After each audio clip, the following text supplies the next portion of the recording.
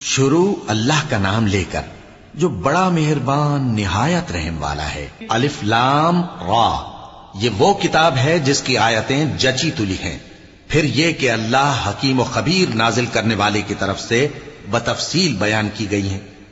اس کا پیغام یہ ہے کہ اللہ کے سوا کسی کی عبادت نہ کرو، اور میں اس کی طرف سے تم کو ڈر سنانے والا اور خوشخبری دینے والا ہوں، اور یہ کہ اپنے پروردگار سے بخشش مانگو اور اس کے آگے توبہ کرو، وہ تم کو ایک وقت مقرر تک متاع نیک سے بہرہ مند کرے گا اور ہر لائق فضیلت کو اس کی فضیلت دے گا، اور اگر روگردانی کرو گے تو مجھے تمہارے بارے میں قیامت کے بڑے دن کے عذاب کا ڈر ہے۔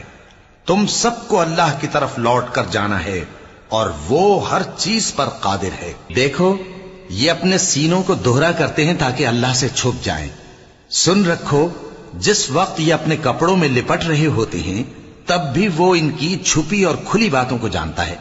وہ تو دلوں کی باتوں تک سے آگاہ ہے، اور زمین پر کوئی چلنے پھرنے والا نہیں مگر اس کا رزق اللہ کے ذمے ہے۔ وہ اس کے رہنے کی جگہ کو بھی جانتا ہے اور جہاں سونپا جاتا ہے اسے بھی۔ یہ سب کچھ کتاب روشن میں لکھا ہوا ہے، اور وہی تو ہے جس نے آسمانوں اور زمین کو 6 دن میں بنایا، اور اس وقت اس کا عرش پانی پر تھا۔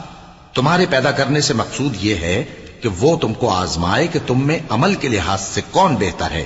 اور اے نبی، اگر تم کہو کہ تم لوگ مرنے کے بعد زندہ کر کے اٹھائے جاؤ گے تو کافر کہہ دیں گے کہ یہ تو کھلا جادو ہوا، اور اگر ایک مدت معین تک ہم ان سے عذاب روک دیں تو کہیں گے کہ کون سی چیز عذاب کو روکے ہوئے ہے۔